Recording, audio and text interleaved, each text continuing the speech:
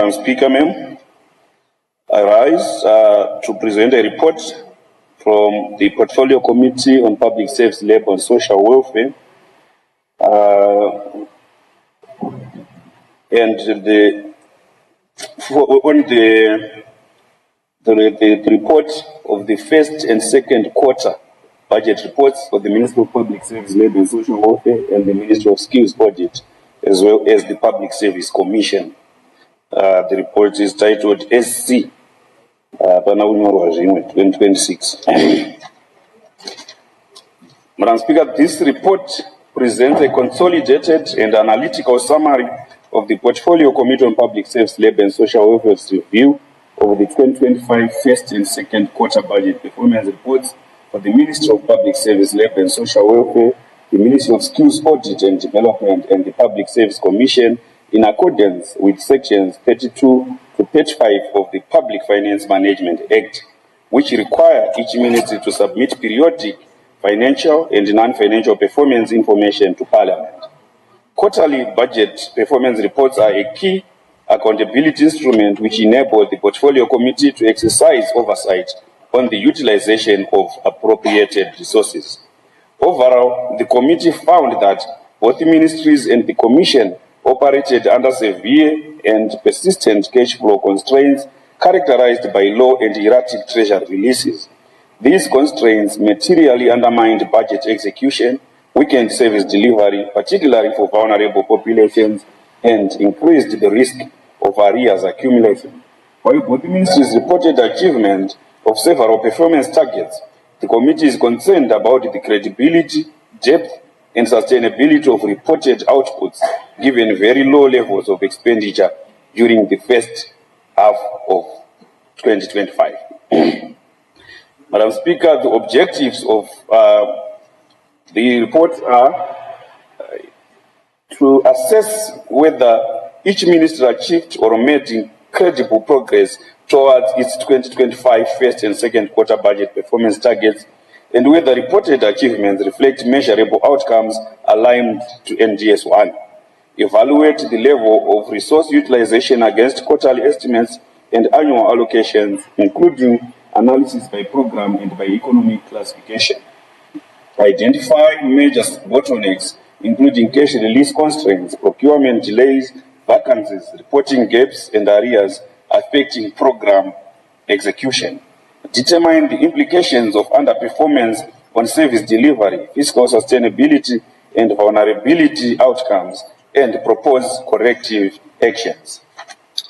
In terms of methodology, Madam Speaker, the committee reviewed the 2025 first and second quarter budget performance reports submitted by each ministry and considered the analytical briefs prepared by the Parliamentary Budget Office for each quarterly report. The committee also sought clarification from the ministries on some grey areas. Then I turn to findings on the Ministry of Public Service, Labour and Social Welfare. The first quarter budget overview. The ministry's 2025 budget of 17.71 billion ZiG was structurally concentrated in social benefits, reflecting its core mandate of social protection. The first quarter budget was allocated across the three programs with a major share directed towards social welfare.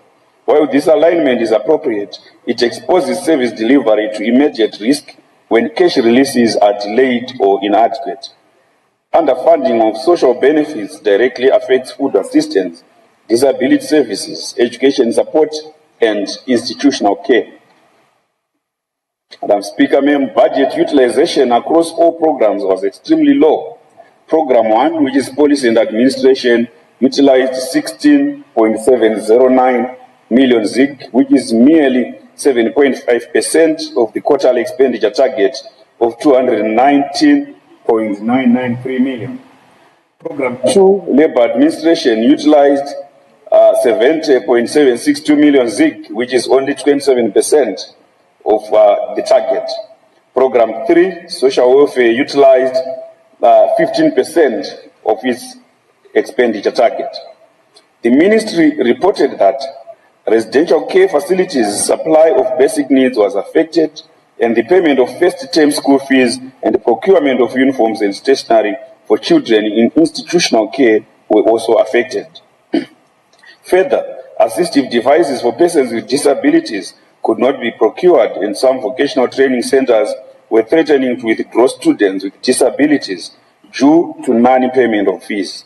In addition, the provision of entitlement grants to vulnerable groups could not be done. It was further reported that arrears to transporters who provided services during the food deficit distribution program continued to accumulate. Madam Speaker, the Ministry reported that Treasury did not release cash for capital grants in the first quarter. This affected the rehabilitation of infrastructure for ZIPAM, notwithstanding that this expenditure had been budgeted for. Then I turn to budget utilization by economic classification. All expenditure heads had low utilization rates as follows: compensation of employees 63%, use of goods and services 13%, current transfers 13%, other expenses 10%, social benefits 14%, and acquisition of non-financial assets 33%. Then I turn to the achievements, Madam Speaker. The Ministry reported that for Program 2, it had either reached or surpassed most of its quota targets, except for the completion of employment policy and employer compliance to labor standards. The committee noted that non-completion of the employment policy and weak employer compliance may compromise labor market regulation reforms and the protection of workers' rights. In the second quarter, there was modest improvement, particularly under Program 3, which utilized about 70% of its quarterly target. However, cumulative utilization by mid-year remained low at approximately 24% of the annual budget. Madam Speaker, Program 1, that is Policy and Administration, utilized 52,938,816 ZIG, which is merely 27% of the expenditure target. The budget utilization rate is a slight improvement from an absorption rate of 7.5% reported in the first quarter.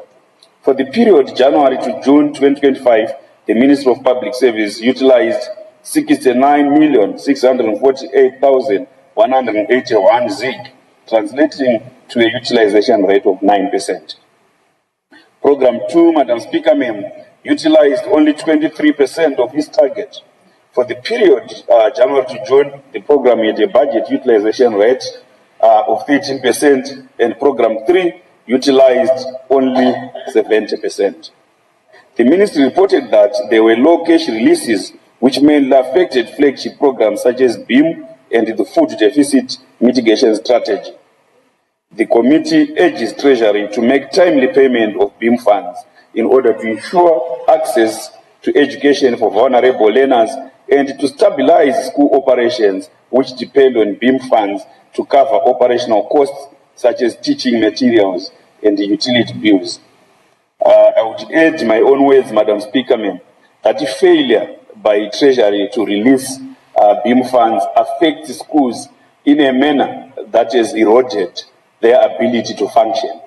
You realize, Madam Speaker, that a lot of schools are affected where we have these programs like NAF, NASH, like the Better Schools program. So what happens, Madam Speaker, is that when a school has, say, 500 students and only 100 students pay fees, sometimes maybe more than half are on BEAM, what happens is affiliations for the programs I mentioned above are taken for all the students, leaving the school with nothing to fund its processes. Cumulatively, the total expenditure by the Ministry of Public Service in the first 6 months of the 2025 financial year was 2,820,213,290 ZIG, translating to a budget utilization rate of only 24%. Then I turn, Madam Speaker, ma'am, to audit and governance issues. Although progress was made in addressing some Auditor General findings, out of 12 findings, 7 were addressed while 5 were outstanding, including non-submission of returns, payments in arrears, and weaknesses in BIM and cash transfer programs. Furthermore, continued qualified opinions signal weaknesses in internal controls and compliance. The Ministry explained that work was underway to prepare and submit statutory returns within the prescribed statutory deadlines. The Ministry also explained that requests for budgetary support were made to Treasury to finance critical expenses where approved budget had run out. Also, special audits were undertaken on the BIM program following matters raised by the Auditor General, and recoveries are being made where overpayments were made. Madam Speaker, I turn to key findings on the Ministry of Skills Audit and Development. The Ministry's 2025 budget of 253.2 million is heavily skewed towards acquisition of non-financial assets and use of goods and services, with a relatively small share allocated to compensation of employees. The committee noted persistent imbalance with a higher share of resources allocated to policy and administration relative to the core program of skills audit and development.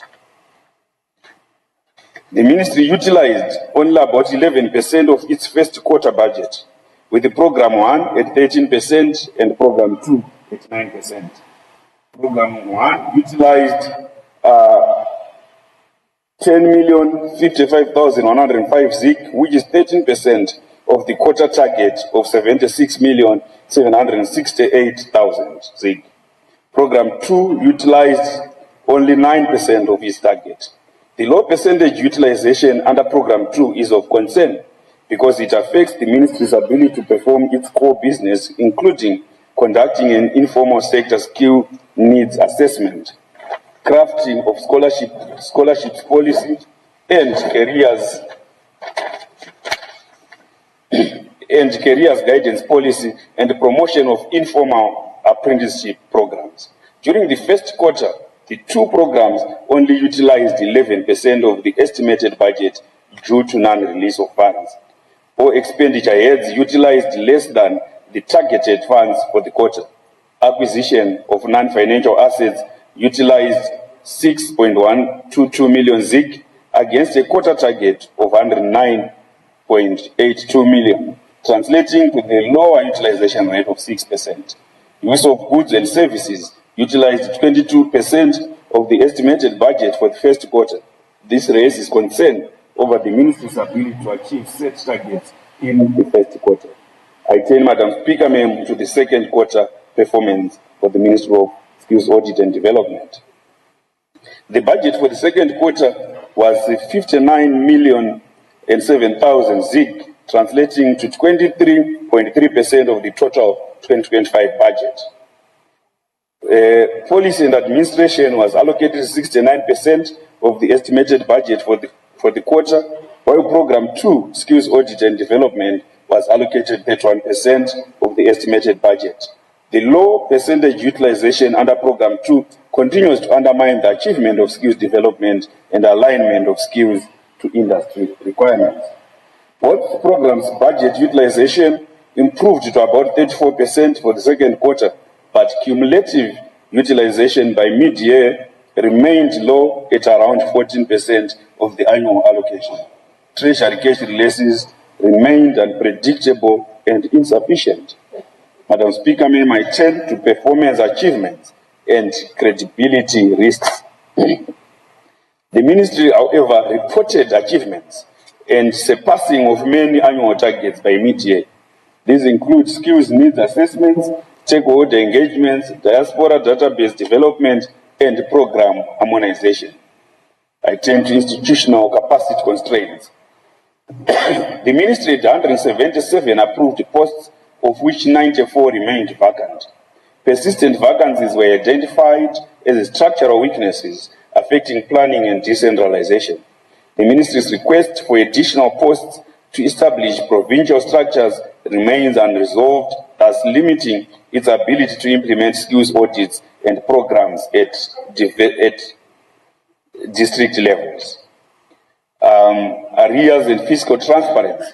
The ministry repeatedly failed to report on arrears to service providers.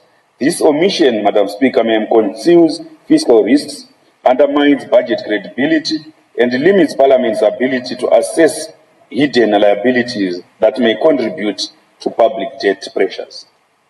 I turn, Madam Speaker, to committee's observations.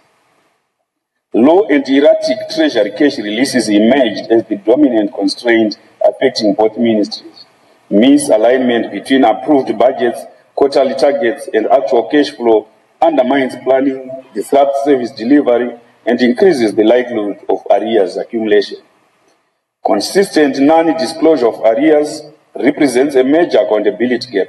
Without transparent arrears registers, Parliament cannot assess the true fiscal and debt position, sustainability of reported performance, or risks to service continuity. Underfunding of social protection programs disproportionately affected orphans, persons with disabilities, the elderly, and food insecure households. These gaps undermine NDS1 commitments and expose vulnerable populations to heightened socio-economic risks. The committee observed that predictable disbursements are critical for social benefits execution. The persistent pattern of low disbursement to social benefits undermines the ministry's ability to meet statutory and policy obligations in social protection, potentially shifting costs to future quarters and increasing the risk of arrears. I turn, Madam Speaker, to committee's recommendations. Treasury and the relevant line ministries should agree on predictable cash release frameworks for critical social protection and skills development programs at the beginning of each quarter. Ministry of Public Service, Labour and Social Welfare should prioritize payments of social benefits, BIM and cash transfers, and provide regular consolidated performance and arrears reports, including for NASA and ZIPAM by end of each quarter. The Ministry of Public Service, Labour and Social Welfare and the Ministry of Finance, Economic Development and Investment Promotion should always treat disability issues as human rights issues rather than as matters of social protection. The Ministry of Public Service, Labour and Social Welfare should complete the employment policy and the compliance strategy and come up with the frames of inspections with the Ministry of Finance to financing the inspections by June 2026. Both ministries should strengthen target setting and performance indicators to emphasize quality, outcomes, and sustainability aligned to realistic cash flow scenarios at the beginning of each quarter. Gender and province disaggregated staffing at beneficiary data should be routinely reported to support equity, decentralization, and gender-responsive budgeting. Outstanding audit findings should be addressed through time-bound remedial action, plans to restore financial management credibility. Madam Speaker, may I now turn to the Public Service Commission. And I start with strategic planning and human resources. The Commission reported 464 vacant posts out of an approved establishment of 2,065 positions, representing a vacancy rate of approximately 22.4%. Such a vacancy rate may compromise the Commission's ability to discharge its constitutional and statutory mandate effectively, particularly in areas of human capital development, pension administration, and performance management. Persistent staffing gaps may negatively affect service delivery and program implementation. Madam Speaker, the Commission received an annual allocation of 10.723 billion ZIG distributed across 3 programs as follows. Program 1, Corporate Services, 4%. Program 2, Human Capital Development and Management, 3%. And Program 3, Pay and Benefits Development and Management, 93%. The allocation demonstrates government's prioritization of pay and benefits, which constitute the core mandate of the Commission. I turn, Madam Speaker, to second quarter budget utilization. By the end of the second quarter, overall budget utilization stood at 32%, while utilization of disbursed funds was 40%. Cumulative expenditure was only 19% of the total 2025 budget. Then I turn to program performance, Madam Speaker, which was as follows. Program 1, corporate services achieved approximately 99% utilization of its quarterly budget. Program 2, human capital development and management, utilized 45% of its quarterly target, an improvement from the previous quarter. Program 3 utilized only 28.6% of its quarterly target, reflecting a decline from 39% in the previous quarter. Low absorption under Program 3 is particularly concerning given that it accounts for 93% of the Commission's total allocation. I turn, Madam Speaker, to expenditure by economic classification. Compensation of employees recorded only 28% utilization of its quarterly target and 38% of disbursed funds.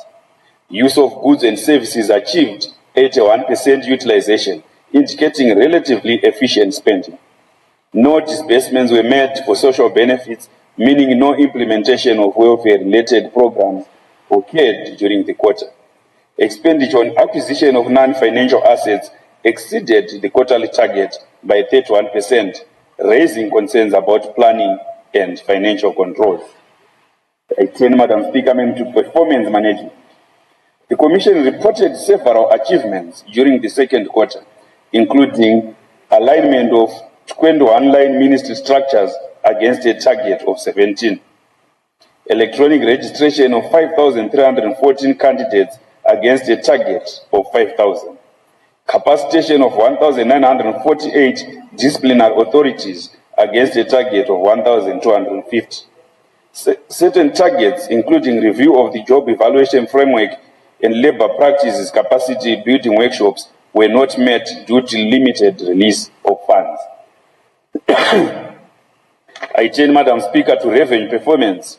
The Commission collected 43.5 million cumulatively by the end of the second quarter and $2.48 million in the second quarter. All revenue was remitted to the Consolidated Revenue Fund in compliance with Section 302 of the Constitution, which is commendable. I turn, Madam Speaker, to committee's observations. Financial constraints continue to affect implementation of key reforms. Overall, low utilization delays key reforms such as salary reviews, digitalization, and pension processing. Non-disbursement of funds for social benefits adversely affects public servants' welfare. I turn, Madam Speaker, to committee's recommendations. The Commission must develop a time-bound action plan to address all outstanding audit findings by 31 December 2026. Treasury should ensure timely and adequate release of funds to avoid implementation delays. Social benefit allocations should be prioritized to safeguard public servants' welfare in each quarter. The Commission should develop and implement a staffing rationalization and recruitment plan to address the 22.4% vacancy rate by end of September 2026. Madam Speaker, the committee concluded that while good ministries complied with PFMA reporting requirements, budget execution in the first half of 2025 was severely constrained by inadequate and unpredictable cash releases, persistent underfunding of core programs, weak arrears reporting, and questionable alignment between expenditure and reported performance undermine service delivery effectiveness and fiscal credibility. I so submit, and I thank you, Madam Speaker. Thank you. The question before the House is a motion by Honorable Malinganiso that this House considers and adopts the report of the Portfolio Committee on Public Service, Labour and Social Welfare on the Ministries of Public Service, Labour and Social Welfare and Skills Audit and Development and Public Service Commission's 2025 first and second quarterly budget performance reports SC 21 of 2026. Is there any debate? I call upon Honorable Majila. Thank you, Madam Speaker, and good afternoon once again. I rise to express my full support of the report on the Portfolio Committee on Public Service, Labour and Social Welfare for the 2025 first and second quarter budget performance reports for the three MDAs, that is the Ministry of Public Service, Labour and Social Welfare, the Ministry of Skills, Audit and Development, as well as the Public Service Commission. Madam Speaker, this report, as has been read out by Honorable Malinganiso, presents a balanced, evidence-based and objective assessment of the performance of these institutions in accordance with the Public Finance Management Act. The committee correctly identifies the principal challenges confronting these institutions. That is the persistent mismatch between Parliament's budget approvals and the actual Treasury cash releases. Ministries cannot effectively implement programs when approved appropriations are not matched by predictable disbursements. Consequently, Parliament's oversight role extends beyond approving budgets to ensuring that appropriated resources are released in a timely and predictable manner. The findings show that despite commendable efforts by the ministries and departments to achieve performance targets, budget utilization remains significantly below expectations because of erratic cash releases by Treasury. This situation undermined service delivery, weakened social protection systems, and delayed critical reforms in our human resource management. Madam Speaker, the greatest victims of these funding constraints are not government institutions, but ordinary Zimbabweans. The report demonstrates that delayed funding disrupted the basic education assistance module BIM, it disrupted the food deficit mitigation program, it disrupted disability support, it disrupted institutional care for children, it disrupted the procurement of assistive devices and the grants for vulnerable communities. The programs, therefore, are not luxuries. They are constitutional obligations aimed at protecting our vulnerable citizens. This directly relates to Section 30 of the Constitution of Zimbabwe, which obliges the state to provide social welfare and social protection, as well as Section 19, which requires government to prioritize the welfare of children. Therefore, improving budget execution as proposed by the report presented by the chairperson is not merely a financial matter, it is a constitutional imperative. So whenever we fail, whenever any of us neglects or does anything that does not lead to full budget execution, we are violating the rights of the people of Zimbabwe, we are violating our constitutional obligations. The committee also correctly highlights the consequences of underfunding the Ministry of Skills, Audit and Development. Zimbabwe cannot industrialize without adequately investing in human capital. The continued underfunding of skills audits, apprenticeship programs, career guidances, and labor market intelligence weakens our capacity to prepare our young people for the future economy. Madam Speaker, this report also aligns Zimbabwe strongly with the National Development Strategy 2. NDS 2 places significant emphasis on human capital development, social protection, employment creation, public sector transformation, inclusive economic growth, and results-based management. Madam Speaker, none of these priorities can be realized if ministries consistently receive a fraction of their approved quarterly budgets. Effective implementation of NDS 2, therefore, requires predictable financing, strong institutions, and measurable performance. Similarly, The report presented by the chairperson advances Zimbabwe's commitment to attaining sustainable development goals. Specifically, SDG number 1, which speaks to no poverty, is advanced by the report through strengthening social protection systems. SDG number 4, which speaks to quality education, is advanced by this report through speaking to timely financing of BEAM and the skills development. SDG number 8, which speaks to decent work and economic growth, is advanced by this report because it speaks to issues of labor market reforms and the skills alignment. SDG number 10, which speaks to reduction of inequalities, is advanced by this report as it speaks to the protection of persons with disabilities and vulnerable groups. SDG number 16 is advanced by this report as it speaks to improve financial accountability, transparency, and public sector governance in line with the Public Finance Management Act. Madam Speaker, SDG number 17 is advanced by this report as it speaks to partnership for the goals. This report speaks to improved coordination between Treasury, line ministries, and other departments for oversight of these institutions. Therefore, supporting this report means supporting Zimbabwe's international development commitments. Madam Speaker, the committee's recommendations are also consistent with internationally recognized standard practices. The International Monetary Fund and the World Bank consistently emphasize the importance of credible budgeting, cash management, and expenditure predictability. Similarly, the Public Expenditure and Financial Accountability Framework identifies predictable budget execution, transparency of arrears, and reliable reporting as essential indicators of sound public finance management.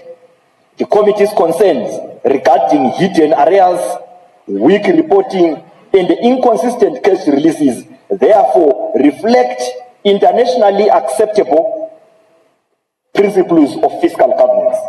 Likewise, the recommendation to improve gender and provincial disaggregation of data aligns well with sustainable development goals relating to monitoring standards and gender responsive budget practices adopted across many African countries by this time. Madam Speaker, I also commend the committee for drawing attention to unresolved Auditor General findings. Accountability cannot end with publication of audit reports. Ministries should be required to implement correct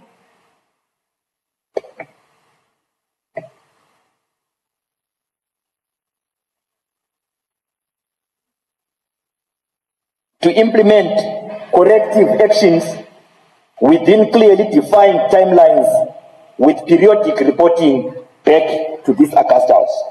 The committee also correctly identifies the large vacancy levels within both the Ministry of Skills, Audit and Development and the Public Service Commission. These vacancies reduce institutional effectiveness, delay decentralization, and compromise service delivery. While supporting all the committee's recommendations, Madam Speaker, I respectfully propose the following additional measures. 1. Critical programs such as BEAM, harmonized cash transfer, disability support, and institutional care should receive protected funding that cannot be delayed except under exceptional circumstances.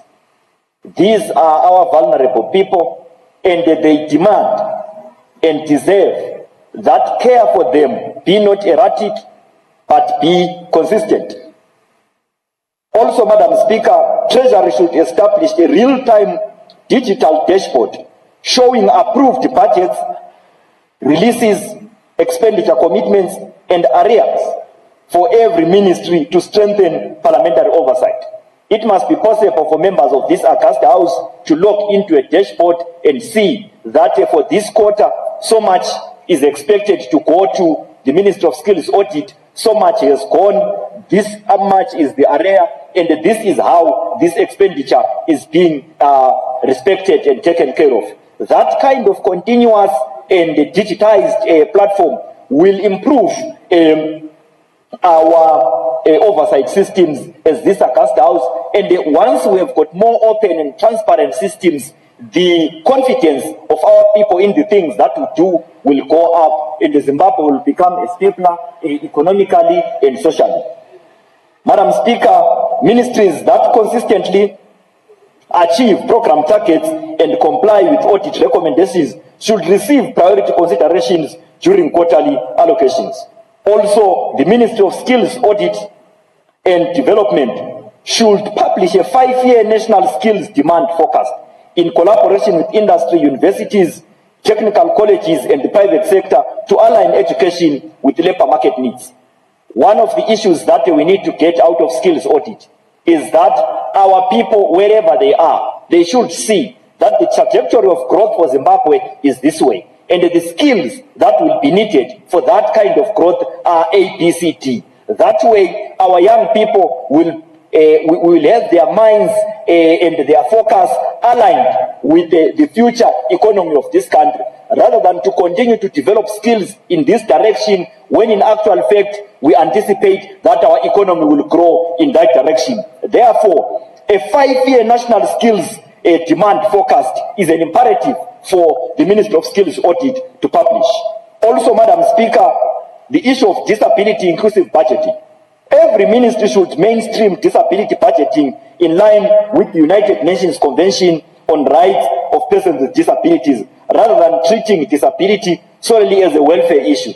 The chairperson was clear that the issue of disability must not be looked at solely as a welfare issue, but as a holistic human rights issue, to the extent that all ministries should have what we call should mainstream disability issues in their budgeting, because disability issues are cross-cutting.